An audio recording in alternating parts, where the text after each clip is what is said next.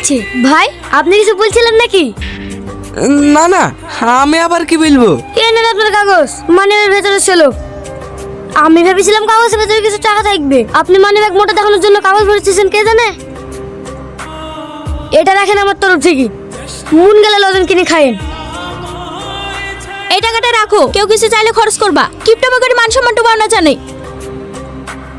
শোন, বাড়িতে জামাই প্রথম এসছে, কখন কি লাগবে তা ঠিক নাই। এমন কোথাও যাবে না যে তোদেরকে ডেকে না পাওয়া যায়। আর জামাই খেলে একটু গ্রামটা ঘুরিলে আয়। ঠিক আছে কাকা। আর হ্যাঁ, ভালো করে খেয়াল রাখবি জামাইয়ের যেন কোনো কিছু ত্রুটি না হয়। ও নিয়ে আপনি কোনো চিন্তা করবেন না। আমাদের সাথে থাকলে জামাই এত আনন্দ পাবে যে বাড়ি যাওয়ার কথাই ভুলে যাবে।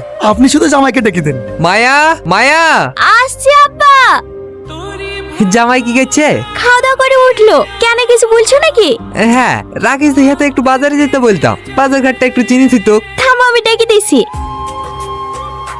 এরা সম্পর্কে তোমার শালা হয়, তোমার যখনই মন চাইবে এদের সাথে ঘুরতে যেও। ঠিক আছে আব্বা, চলেন ভাই এখন একটু বাজারের দিক থেকে ঘুরে আসি।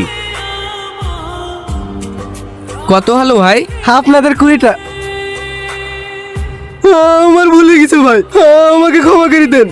আমি জানতাম না ওটা আপনাদের বাড়ির জামাই। ভাইয়ের সাথে ক্ষমা চা। আমাকে ক্ষমা করে দেন ভাই, আমি আপনাকে চিনতে পারিনি। আরে আরে, কি করছেন? ওঠেন ওঠেন। আপনি শুধু একবার বলেন যে আমাকে ক্ষমা করে দিয়েছেন। ঠিক আছে ঠিক আছে, আমি কিছু মনে করিনি। চলো রাকেশ, বাড়ি চলো।